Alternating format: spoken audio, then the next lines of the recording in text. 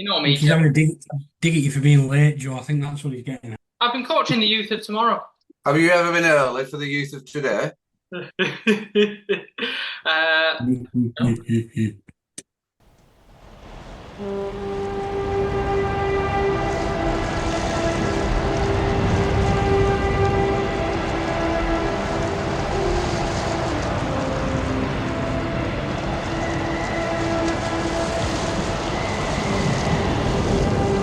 Gordon, Gordon, send more house to save the house. Come on, the house! Oh, punctuality. Who'd have thought of it? Had a good day, Jazz. All good, thank you. Yeah, all good. I've been busy, really quite busy with work. It's a bit, I need to put it down a bit, but I'm going to Headingley tomorrow, so that should be okay. You going there? To Headingley. Oh, delightful. You're in for a good last day. Well, if the weather holds out, I haven't been to any of the other days, but if it holds out, I'll go over in my van. Who knows? Yeah, it's grand. Was it impromptu, Jazz, or have you always planned to go that day? Very much so, yeah. Yeah, I don't know if Nicky's going to get the train up, but we'll see. So, everyone, welcome to Lowerhouse Cricket Club's Housecast. We're churning them out these days, Martin. Joe Martin, we're churning them out like you're stumping. Well done. For those who don't know, who listen and who are dedicated followers, Joe's had a weekend his 100th stumping in the Lancashire League, which is more than any other Lowerhouse wicketkeeper has ever had. So congratulations, Joe. I know you're all shy and timid, but it's some achievement, that, pal. Well done. Thank you. It's very kind of you. Enough of the niceties. Whose jumpers you've got on? My jumper. It's not Lowerhouse one. No, MCC one. Oh, I actually got it from an 8-year-old wicketkeeper. MCC. Good lad. Looking forward to tonight, Joe. I don't know about you. Yeah, I am, definitely. We've got some cracking guests on, so should be good. And I think it's worth explaining to everyone. Last minute, we were always going to record, the decent win on Friday and the settings continue to do well, but it's good to just think about outside the box and get some different type of players on that can come and chat to us. So thanks everyone for listening. We will be drawing the June Lowerhouse Draw at the end of this. So I hope Joe Martin's brought his random number selector. So thanks very much. I think the guests are almost in the room. I can hear the taxi coming up the drive at Lowerhouse. But Dooch, thanks very much for joining us. We've got a couple of our hosts missing today. Do you know why Gav's not available? I do actually, yeah. He told me at weekend he's been invited to a corporate gig at Giacomo. Brilliant. Well, is he promoting it, or is he going as a guest? I think they said he just because he spends that much money with him, they've just invited him. Oh, that's nice. That's nice. Well, I hope you get what you need, Gav. I hope it will fit you well, and you can show off your wares for us next time we see you. We've got video footage of, I think Adam's, I don't know what he's doing. It looks like he's sanding some sort of a toy chest out in the garden. I don't know what's... Correct. That's correct, Jess. It is a toy chest, right. So he obviously just wants to listen in. Without further ado, lads, I think we're going to jump into our guests. It's been a bizarre season, and Duke last week brought out some stats around the first team and the scores of what sort of the scoring rate was in 2024 compared with 2025. The first team is still top of the league, albeit the game on Sunday was abandoned. But we cannot stop noticing how well the seconds are doing.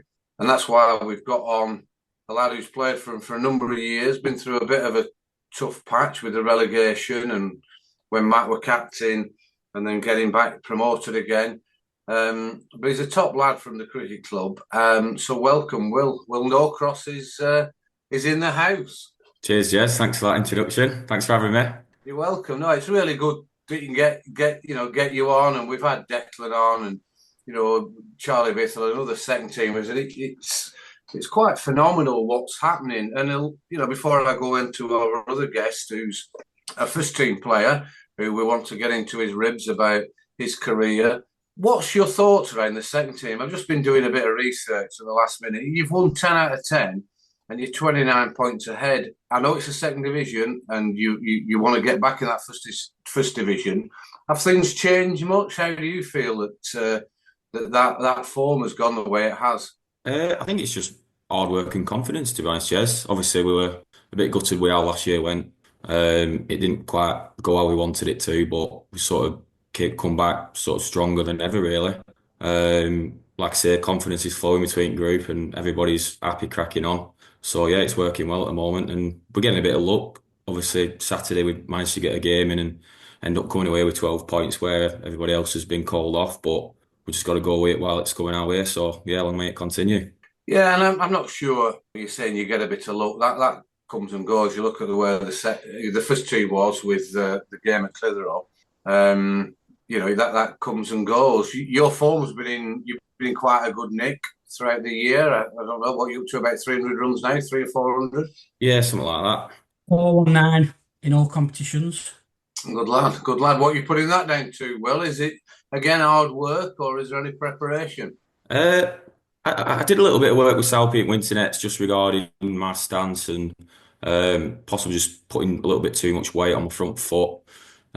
Just sort of trying to work on that and hang back a little bit.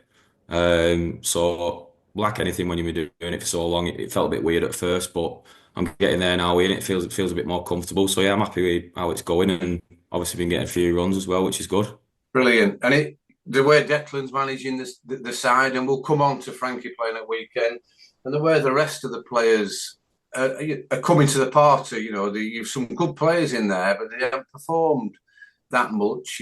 Certainly towards the end of last year, I think it all got a bit demoralised. The team spirit seems to be second to none. Is that filtered down from the first team, or is that something you've got going yourselves, do you think? Yeah, I think it's throughout the club really. We all have good crack and we all get on. Yeah, it's great crack in that dressing room. We all give up our weekends to play amateur cricket. Training as well through the week. So you've got to have that fierce crack in changing room just to sort of pick you up on your low days. Really, you're not going to win every week, are you? So you've got to have that crack and make sure that you're still enjoying yourself while you're playing, or else you question why you're there really. Yeah, and it's easier when you win in. It is easier, should I say. It's easier. There's still a lot of hard work going into it. But that prep and the nets and everything work really well. When you got your ton at Walsden, I'm led to believe there was some extra preparation for that. Do you want to just detail what happened there? If I remember rightly, Jez, I think I had a nice early night. I think I went to bed no later than 10, I think it were. Had a nice carbohydrate full fuel meal before. And yeah, like I say, early night. Didn't eat too late. Don't want to be eating too late before a big game, day after.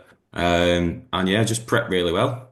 Oh, that's good. That's good. So that question's well answered there, Charlie Bithell. That's what your answer is. So we'll move on to the first team. Just to talk through, first of all, I think, and Joe Martin, if you jump in as well, we've got a lad here who's played for us for a number of years. Done a little bit of research, made his debut in the Lancashire League when he was 16, when he was playing for Nelson. Played in T20s back then in the first team. And he actually got 128 wickets for Nelson, which has really shocked me a little bit. Toxy Hussain, how are you doing, Toxy? All right, Jez, you all right? Yeah, all good, thank you. I don't want to embarrass you about that, but that is some performance going back. I wasn't playing when you made your debut even, but it just seems like, the amount of runs that you got then, you got an 80-yard and a ton of runs, and also 128 wickets. I don't want to put you under any pressure at all, but just talk us through your early career, how you found it at Nelson, who you played with, who you played against, what pros were at Nelson when you were playing. When I first started, we had Craig McMillan. Oh, yeah. I first started with him, and then we had Luke Woodcock as a New Zealand left-hand back. Played at Church as well, didn't he, Tox? Played at Church as well. So we had him in and out of the team, and then we had Corbus Pino for half a season, and then you guys poached him season after. I don't remember him playing at Nelson at all. Yeah, he played at Netherfield. I think we had sub-pros half a season, and he played most of the season for us. I didn't remember that at all. Yeah, so But we had a decent side. In 2014 was our best side. Where we had Crotty playing, Tyler playing, Tomo was captain, Kurum Nazir. We had Ryan Canning, who's our Rib Wanderers. So we had a decent side then. I think we come semi-finals of Worsley Cup. T20, I think we lost against Lowerhouse, down at and Nelson as well that same season. And we finished third in the league, I think, that season. So you're a young lad, you're very established at that time, Toxy. Looking at your figures, were you comfortable quite early on in the Lancashire League? I'm coming on to the way you bowl. I'm coming on to how precise you're bowling. Were you like that when you were a kid? To be honest with you, I played a lot of second-team cricket at Nelson. So I used to bowl a lot of overs. And then when I went into first team, I slowly started bowling more overs. And then with the batting, funny enough, when I scored that runs that season, I come in before the pro. So if the amateur got out, I go in. If Tyler got out, pro went in. Lucky enough, the amateur got out, so I went in early. Yeah, but don't put down what you've done there, Tox. You know that it's a massive amount of runs. How old were you doing then? Early 20s, I think, was it? When I scored 2014, I scored them runs. To be honest with you, right, and it is a great achievement, and which will bring me on to things that have happened this year, and also the way you've managed your cricket. Let's just go back to your bowling. We've had Adam's put out a few questions on various social medias. And it's a really great question. Gary Kirsten said, how does Toxy bowl so accurately with his line and length, his metronome, the way he bowls? Is that something you've worked at, or did you have that as naturally when you were younger? Just naturally, to be honest with you. I don't really think about it too much when it comes to bowling. I just bowl at the stumps, and if I get hit, I get hit. If I get a wicket, I get a wicket. Keep it simple. But you don't get hit that often. The years we've been watching you, you're reliable. The captain can decide, obviously, if there's a pro who's an international or a top amateur, they're going to take us all apart, even with good length balls. But you can change games just with that and taking the pace off the ball as well. Is that something you've worked on? Yeah, just like recently, the last few seasons, Joe behind the wickets, working with Ben, South Bay this year. Yeah. Just different lines and different areas, different fields. Yeah. So I've changed that a bit this year, to be honest with you. No, I think it's fantastic. I'm going to come back and talk about Friday's game just to get your view of how that went against Great Harwood. Joe Martin, keeping to Toxy, you're not diving down the leg side a great deal, or do you have some telepathy between you both as to knowing where it's going or not? Well, he's very accurate, so you probably don't need that much telepathy. I don't. But we've always had I think from the very first game, Tox, that first friendly, we've always had a pretty good partnership. I think. Yeah, we have. Yeah. Yeah, I played at Woodbank. To be honest with you, one of the reasons I joined was Joe Martin behind the stumps. Oh, let's have a love-in. Come on, let's have. No, but obviously when you got a good keeper behind the stumps, it makes a big difference. Yeah, it does. I don't know, but it makes my job easier. Kind of like where it's going to be, and typically it's the stumps anyway. So it's But Toxy's so right there, Joe. It's like a chicken and an egg. If you get a really good wicketkeeper, the good bowlers will bowl better and will try different things. We went through a period when we had Clang and Greasy Palms and Nicky and Charlie Cottam. It's difficult, and good players and pros, even sub-pros would say, look, you need to get some behind the stump. So that's really interesting, that Toxy. No, it's really good. It's like a Joe Hook this season. Yeah, it's been amazing. Joe up to the stumps to him. Not many players can play him. Even on Sunday, he come up to the stumps and Joe Hook bowled really well. Yeah, and it does make the difference when you've got confidence and you know that your stumper's got the ability.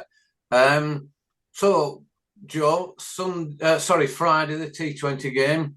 I think there are quite a few people there. I think there a car or two got dented. Complete. Annihilation, really.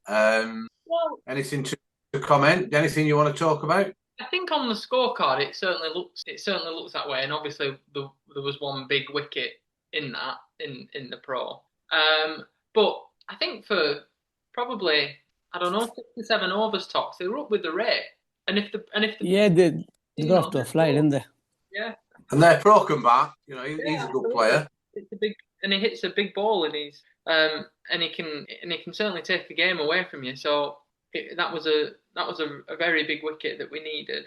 But when they first started, I mean, you kind of think because the six, it was a very short boundary on one side, and they attacked it as did we really, because in our innings, obviously Johnny batted exceptionally well, again, and got 80 odd, and then everybody else around him did as well. Dan, Francois, Tom Walker, all contribute.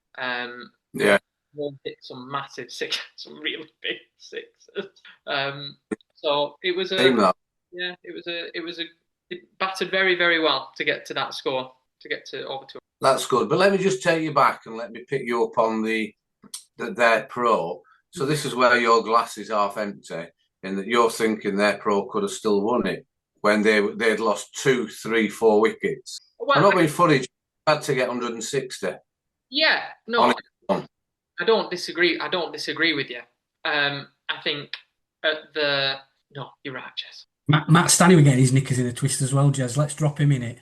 Oh, we need a wicket. Oh, we need a wicket. Oh, we need a wicket. But you need that. You need that kind of leveling, Jez, because you can't just go, well, we'll eventually get him out and just keep bowling until he hits one to somebody. So you need that little bit of intensity. Yeah, but you can't have, if you had more than you, Toxy wouldn't ever have thought that. Ben certainly wouldn't have thought it. Dan wouldn't have thought it. He would need to literally get 160. Once they were 2, 3, 4 down, it would. And I'm disappointed that the chair of the club even thought that way. Yeah, to be honest, he ran out of partners, didn't he? Of course he was. Wickets were tumbling around him. Yeah. Yeah, and you're all good enough as a team. If he did get, say he got 4 sixes off 4 balls, you'd get him off the strike for it, and you don't need to do it for. Well, I think actually the big turning point in that game was actually bringing Toxy on. Yeah. I think in that over that you came on, Tox, I think you had 5. I think you had 5 dot balls in it, or you certainly had, or might have, or certainly built a lot of pressure. So you think that was the turning point in the game, do you? Yeah, and then Dan came on from the other end, took a couple of wickets, and again, so when you say there were 3 or 4 down, Jez, Dan took 3 wickets in an over. They were run out, and then 2 other wickets. So, but Toxy bowling that really tight over in the middle just forced their pro to do something different, and he tried to reverse sweep one and hit it. I don't really know how he hit it to 5 leg, but yeah, where he hit it. It's easy for us to say, Joe, and we are teasing a little bit with you. It is easy when we are, watching from afar. You lads are in the, in the heat of the moment. But if he'd have won that game, you're talking hundreds. Yeah, it'd be incredible. And it would have been an incredible performance. So, you march on again undefeated in that T20. Did you go over, Dooch? I did, yes, I did. Were there a few on? Was it a decent? Yeah, we're busy. Yeah, we're relatively busy. Yeah. A few of our supporters were there. Our second team, vast majority of 2s were there as well. So it was good. It was a good, nice sunny evening. You were there, well, brilliant. Let's just let's go back to the seconds. We've had, as we said, Adam's put out on socials for some questions as to what's gone on. Certainly with our guests and some questions to them. 3 or 4 have come in, Will, and I guarantee this is a serious one. Yeah. People wanted to know about Frankie, our legendary ex-pro. He's played for a lot of years for us. He's big and daft, and he thinks he's getting too old to play, so he's taking himself away from playing the cricket. And again, I'll come to Dooch in a minute as to why that happened. But he's come back now, and he's making himself available. He's getting himself fit. He's clearly a fantastic player. What was it like to have him in the seconds? Yeah, great to have him, Jez, to be honest with you. Obviously, his experience and his knowledge of the game is second to none, as we all know. So to have him in any dressing room, never mind at second team level, was brilliant for us. He was constantly talking to us throughout prior to the game, what his expectations were and what he wanted us to get out of it and use him, how he wanted us to use him. He was talking to us all the way throughout the first innings, just demanding more from us, just keeping them standards really high, just what you'd expect really. After the game, me and a few of the lads sat in the bar, just sort of saying how we can use that and just try and implement that into every game. It shouldn't take Francois coming in and trying to drill that into us. It should be the standards that we're setting every game. So yeah, Yeah. it's great to have him. And yeah, it was just good all round for the young lads as well. Yeah, and when you think, what he's done in his career, and I would argue certainly on performances and results, one of our best pros we've ever had. He continues to contribute, whether it's to the juniors, whether it's to the first team, and helping out where it is over the last 2 or 3 years. Was he as daft as ever in the dressing room? Was he? No, I don't think so. It's quite sensible. It's quite sensible, to be honest. Not as daft as what I were expecting. But he was good. He kept quite a level head. Obviously, he was quite persistent in like I say, the standards that he was trying to drill into us. We knew obviously we had the weather forecast 3, 4 o'clock, and that we had limited time. We obviously won the toss, and Deck decided to bowl, which it basically the game plan that we set out to do before the game came to fruition, and we bowled them out for 69 and ended up chasing it down in 5 overs, I think. So yeah, I think Francois ended up hitting the winning runs about 30 seconds before I absolutely tipped it down. So it just worked out well for us, and like I say, it was just great to have him. And it's almost the opposite of the first team, the way that their game went. In the rain came too early before, because they were clearly going to knock the runs off. But the Clitheroe, they got faced with Clitheroe. What within the second team, and how was there a tactic to just batter it because you were that confident the forecast was going to go the way it did?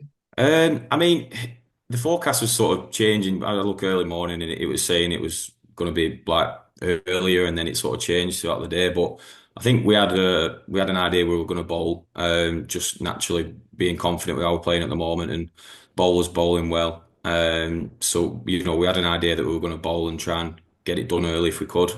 And yeah, luckily it turned out that way. And when you look at the performance, they're 69 all out, wickets shared out a little bit. 5, Shawkat got 5 wickets, Keegan got 3. Is there a feel there that you're going to get a chance? Certainly yourself, Will, and other people, because the first team is so strong and such a big squad. You keep churning out these runs. Are you still pushing to get in the first team? Well, obviously, you are pushing to get in the first team, but is that achievable? Do you think the way things are going? I think the main aim for twos is just to try and play, and try and win every week, and just keep trying to play as best as you can. Obviously, if you're playing well, then you'd like to think you're getting looked at for the ones, but it's just a case of trying to keep playing to the best of your ability. And anybody who's played second team cricket knows the standard between seconds to first is massive. So it's a case of taking what you can from that second division. Beating who you come up against, and just playing with confidence and just trying to win as many games as possible. Yeah, and I guess just take your chance when it comes Absolutely. along. I'm going to put you on the spot here, Dooch, because it's when you look at our first team now, a strong 11 stroke 12 stroke 13, and then you're obviously throwing Frankie into that, and you're throwing Blez into it. Deck Metcalf played a game this year. Will's getting stacks and stacks of runs. Charlie Bittle's getting wickets. How difficult is that for the selection and for the lads behind the scene, behind Ben and the pro, to manage all that? The squad of potentially 15 or 16 players. How do you manage that? It is difficult, and there's no escaping it really. And the added dimension this year for both teams is, of course, because they're both winning every week, nobody's missing. It's miraculous, isn't it? That there's no like this. If I haven't looked at the numbers, but the second team in particular, I bet at this point last year, I bet they'd used 10 more players than they have this year. Yeah, I bet you're right. Just because they're winning every week and nobody wants to miss. Yeah. And it's the same a little bit in the first team, although they've always been obviously more stable.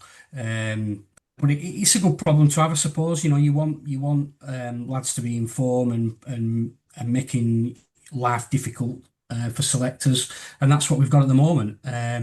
Both teams at the top of the league, and that drives everything else forwards, doesn't it?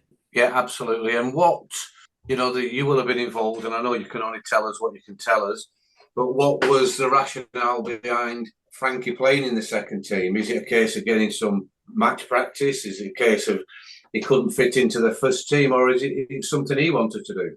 A little bit of all of them things. So we spoke before on here about why he didn't start the season. He was having some time away from cricket. I think he would be the first to admit that he didn't feel the way he expected to feel, and he wanted to come back and play. And maybe 3 or 4 weeks ago, he started telling people that he wanted to come back and play.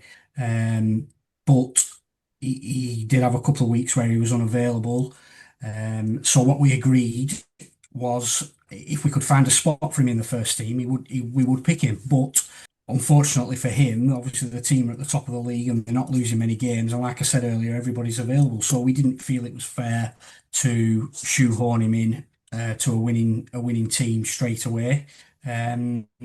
So he then said, well, if I can't get in the first team, I'll play in the seconds.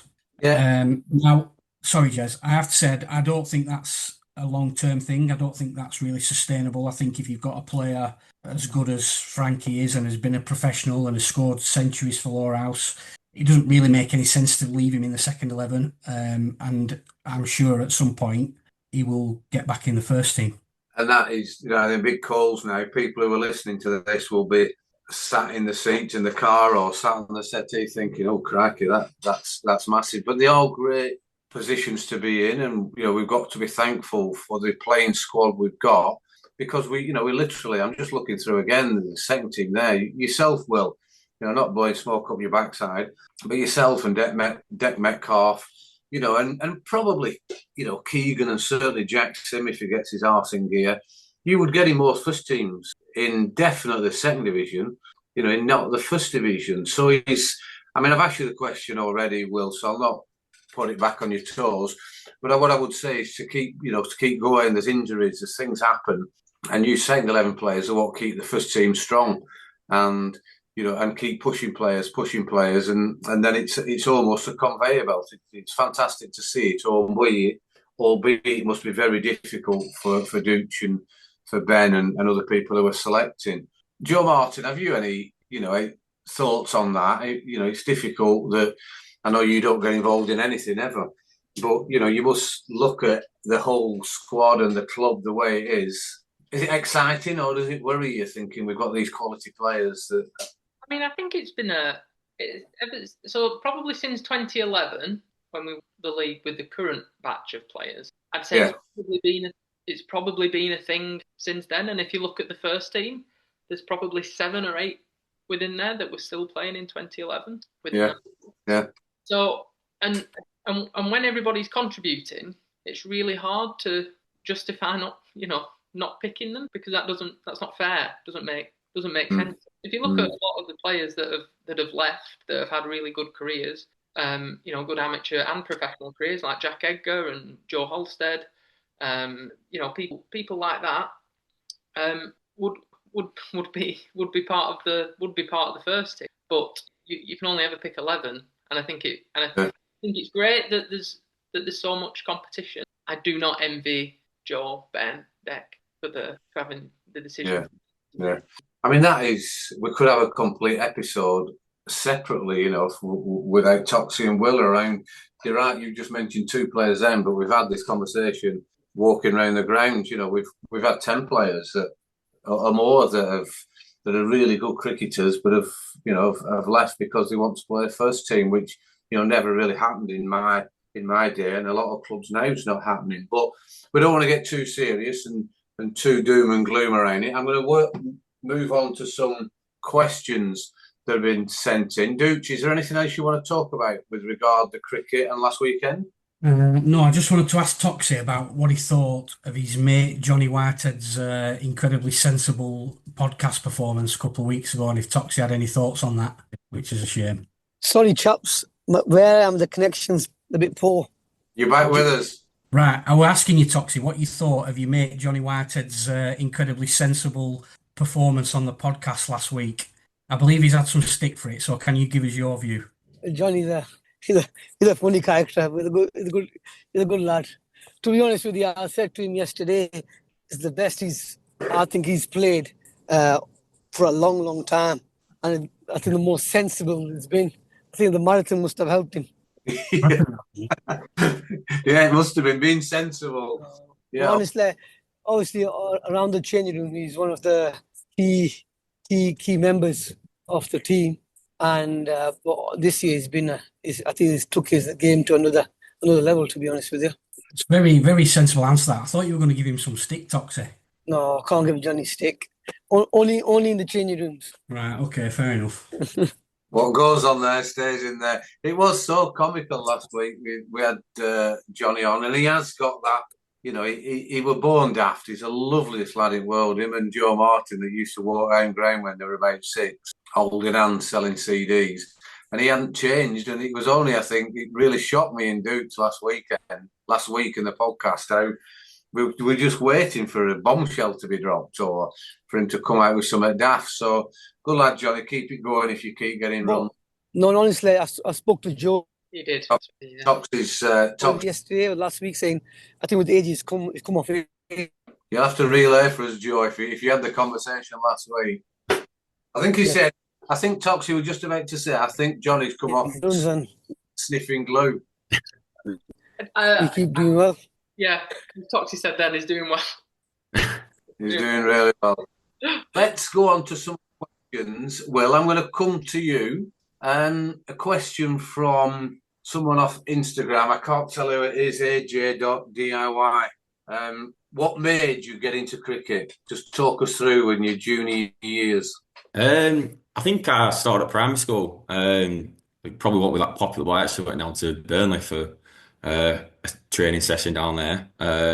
And yeah, it was chaos, or so I'm told by my parents. But originally went down to Burnley, and then ended up coming down to Lowerhouse. And yeah, just enjoyed it really. Just enjoyed batting.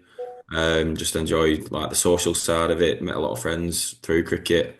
And yeah, just ended up playing down at Lowerhouse up until about 19, 20, and then had a bit of a break from it.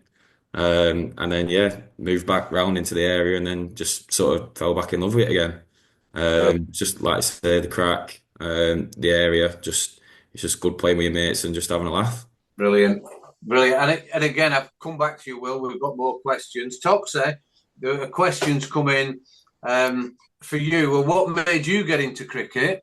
And also, what would you like to achieve now that you're mid-30s? Cricket-wise, started at a young age at Nelson, to be honest with you. And obviously, with the primary school being next to the club, most of our lads, we played together, school lads. Just carried on playing at Nelson, and then from there just come to Lowerhouse, to be honest with you.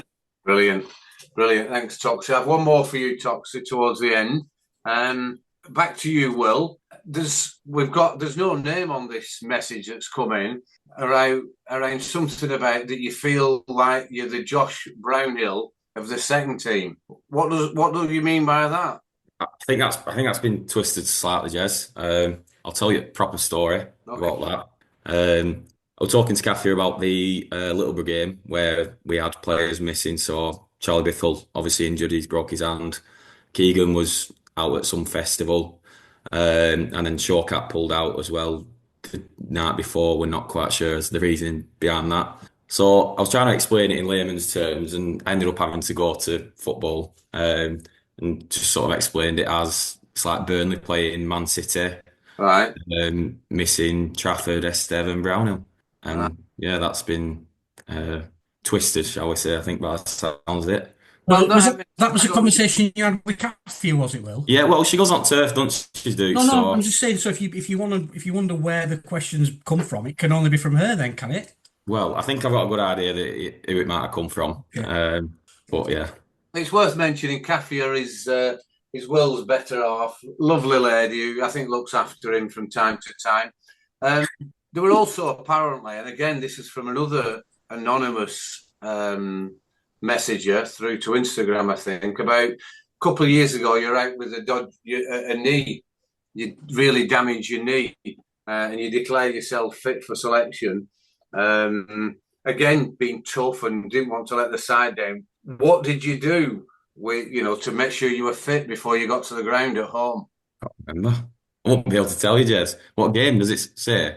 No, this person hasn't said what game. I mean, what they've said was that they'd heard a rumour that this morning you weren't that fully fit, but you didn't want to let the lads down. So the morning of the game, you burst into I think your own bedroom, and you were dressed in your full white with your box on, your thigh pad, your pads and gloves, playing fake shots and shouting, "I'm back, baby." Can't confirm nor deny on that one, Jez. Then we've had a couple of messages in about your sleeping habits, Will. After you've got a ton or after a great game, you've been known to go AWOL. What's all that about? No, it's just sometimes, Jez, I quite like to sleep outside open to elements. Right. Particularly after a good win or a few beers. I find it makes me less hungover it next morning. So sometimes if I'll come home from club and the backyard looks quite attractive with a nice sofa on there and duvet and just have a little sleep. Right.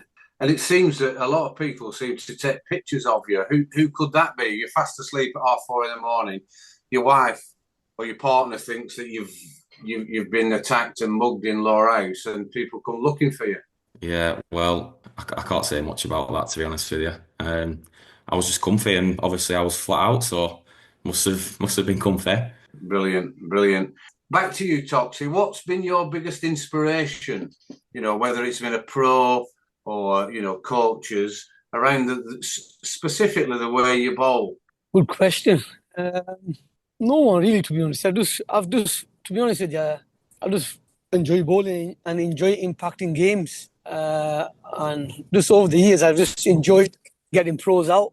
So any pro that comes up, I'll come up against. I like challenging myself. So yeah, I'm just brilliant. It's fair to say, Jez, Toxy got an unbelievable record against professionals. It's incredible. I don't have any data to hand at the minute, but it is incredible. It's unbelievable. Is it possible to get that data together, do you think, Joe? I mean, I don't know if Adam's still listening, but yeah, absolutely. Yeah, just probably not not immediately. I think, Jez, you were saying something about achievement. To be honest with you, I'd love to achieve something with this group we got of players this season, to be honest with you. We've got a good group of lads. We're not players, we're like brothers, to be honest with you, yeah? And we're a tight group at the moment, and if you could achieve something big this season, that'd be special, to be honest with you. No, that's a great way to put it, Toxy, because you're certainly heading that way, and I think keep this work going up and the second the way they are, I think it'll be fantastic. Yeah, touch wood, hopefully, yeah. Yeah. The final question, really, before I go back round the other lads and we go on to the draw. What do you think of your new nickname, Toxy? I believe it's Hussain. I think Chaz and Tom's come up with that, but they call him me and I call it him. So yeah. Oh, brilliant. We're going to move on to the draw in a minute. Dooch, anything further about cricket before we move on? I don't think so, Jez. I can't really think of anything cricket related at the moment. Obviously, we've got one more T20 game this Friday, and we've already qualified for the quarterfinals. So we're going to have cricket this Friday and the following Friday, and hopefully beyond that as well if we keep winning. And then this weekend's league fixture is on Saturday, not Sunday for the first team. The seconds are playing on Sunday, but the first team are playing on Saturday this weekend. Okay, Dooch, it's probably worth mentioning. So the T20s are in different leagues, in different groups. So we've got through to the quarterfinal stage now.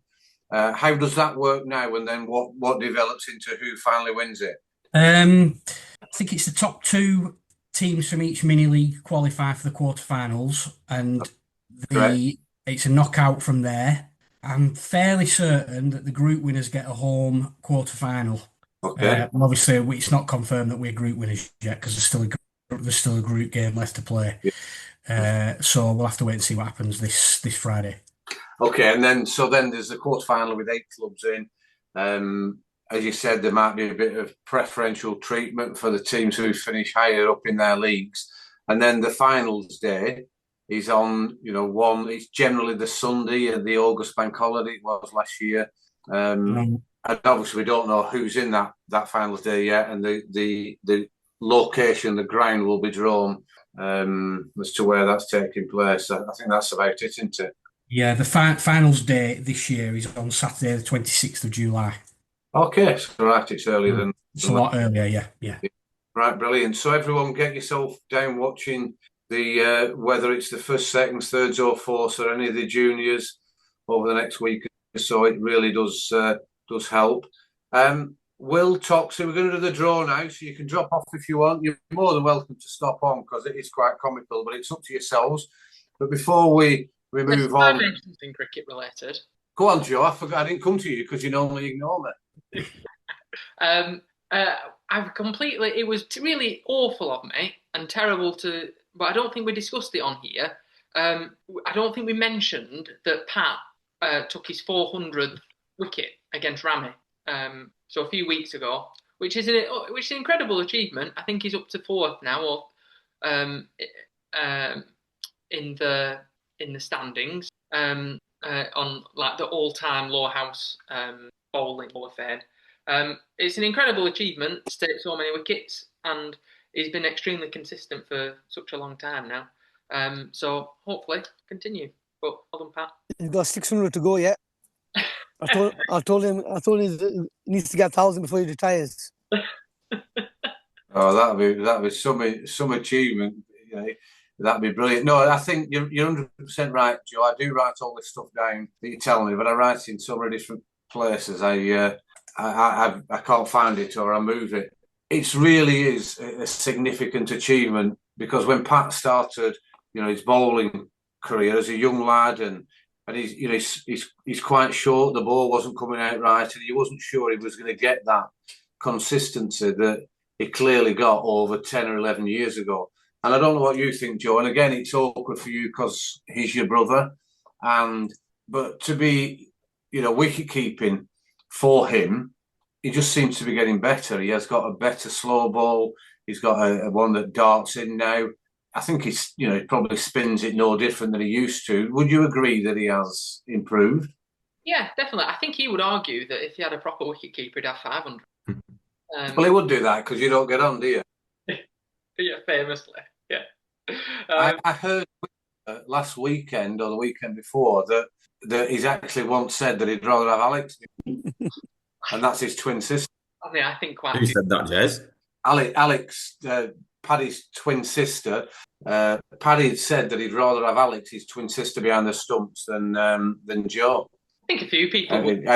Calling him Clang, and so he's up to 405 wickets now, and taking over Finchy. So you're right, yeah, he's 4th in the standings. So I'll tell you what, let's get him past Tommy Short because we all love Tommy Short. We've heard so much about Tommy from the 1899 seasons. An outstanding player, so let's get him pushed beyond that. No, well done, Paddy.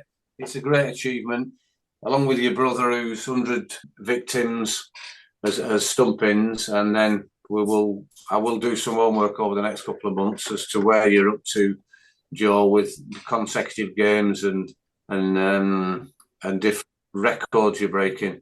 Will, Toxy, I'll go to you first. Will, anything else you want to ask or you want to discuss around cricket before we move on to the draw? No, I don't think so. I think it's all been covered. Just reiterate what Toxy said. Obviously, first doing really well, and seconds too. So just long may it continue. Really, everyone just keep working hard and keep winning.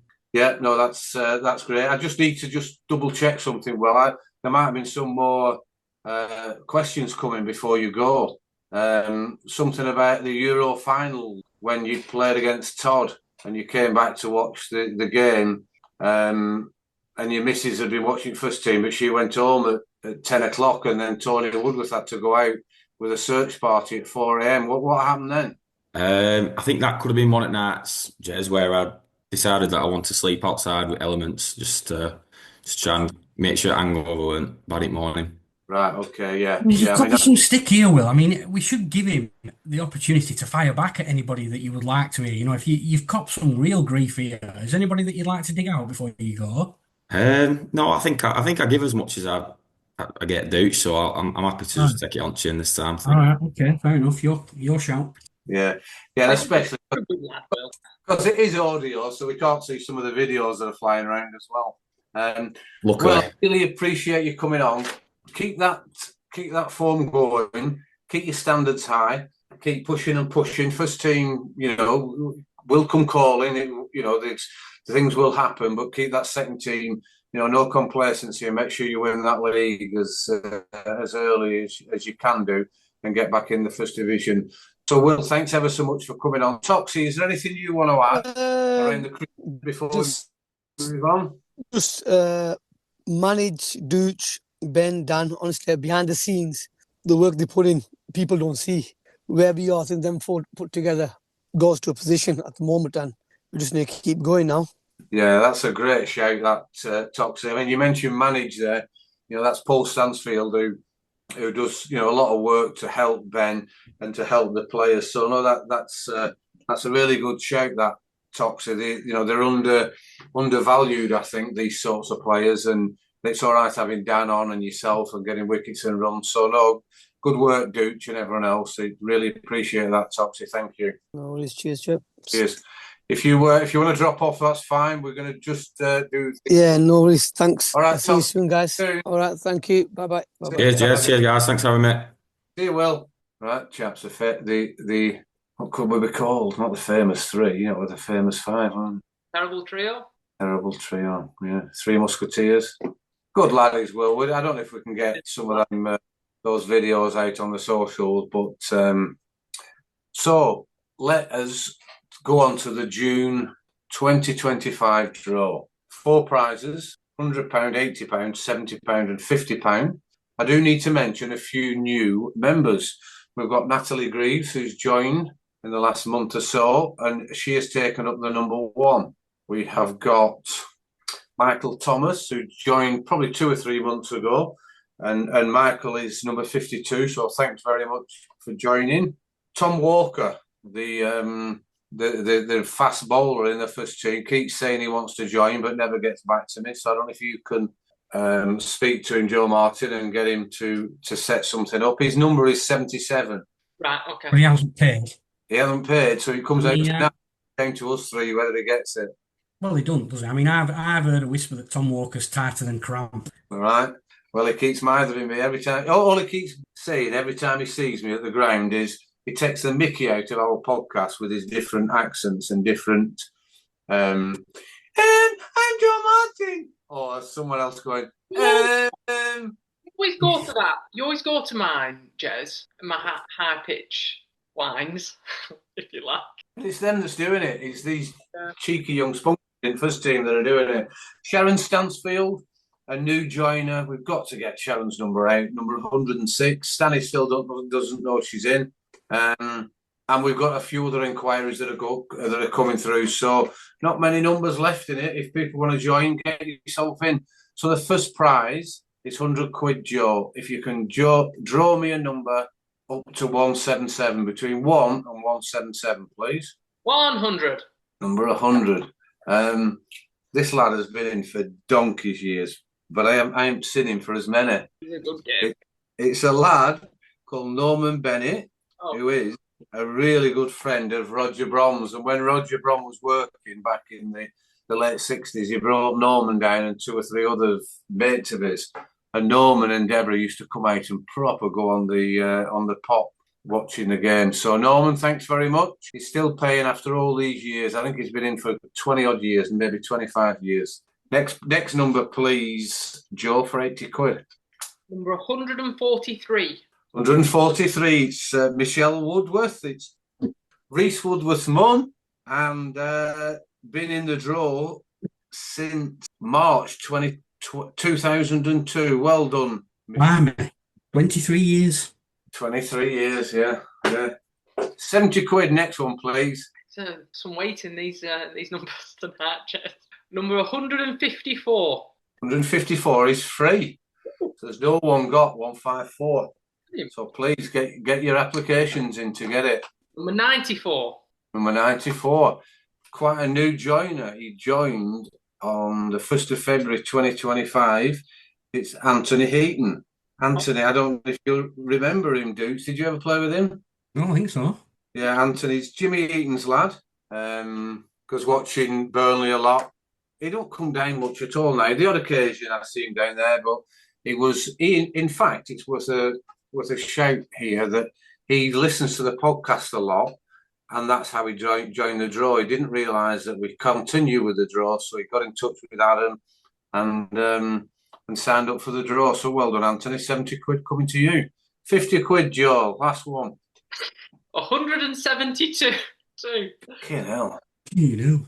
That's free as well. 172. Free, draw it again. Number 17. Whoa, that's not far off mine. Number 17 is Nicky Hope. Hey.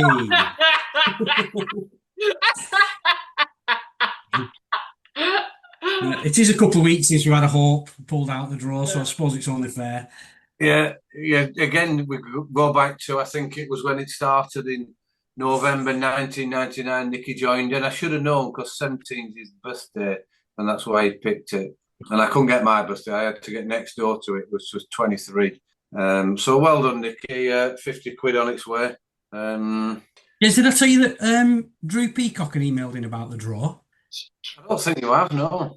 He wanted to know why you do the biggest prize first, and why don't you start with fourth prize and go that way? Have you always done it the way that you do it? We have, yeah. And I could easily be persuaded to swap it round, but I don't think it's fair that if you're drawn out early, that you don't get then a chance of winning 100 quid because your number don't go back in, does it? That was my rationale, but I can be persuaded. I won't do it. I won't change it for Drew. He's not even in draw, is he? So no, he isn't. No. But it's Drew Peacock sends a lot of emails. He's a very avid listener. He likes to comment on all sorts of stuff. I don't read all his emails out because, frankly, some of them are filthy. But right. I just tell you the ones that are relevant. Maybe if Drew wants to join, and then I'll tell you what, if he does join or she, then we can flip it round and we can do the £50 first and do it upside down. I'll tell him.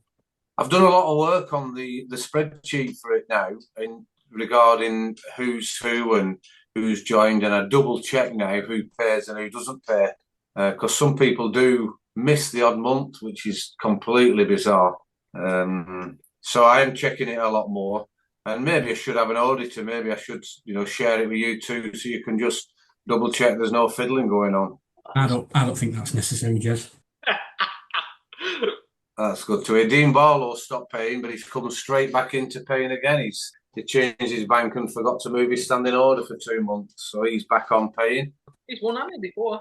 Yeah, he has. Yeah, top lad. So thanks very much. Anything else that we need to discuss before we finish the episode? No, it's good work. As people have said there, and the messages we've had, the way the cricket's going, is outstanding, Dooch. And I know you don't want any praise or any credit, but great work from you. The way the pitches are, the way the club is being run, Matt Stanley and the rest of the committee is a credit. Let's keep it going. Let's hope we can get some good weather back and hopefully get drawn out for the T20 finals day if we get there. That'll cause some consternation with some people, but hey hum, we all know it's done legitimately. So let's see how we go. Joe Martin, anything before I finish? No, nothing. Dude? Nope. All done. Thanks very much, everyone. Thanks for listening. We have got a few exciting prospects of some new sponsors for the podcast, which might enable us to do some, not live streaming, but some video podcasts where we can put them on YouTube. But we'll keep you updated with that as we move on.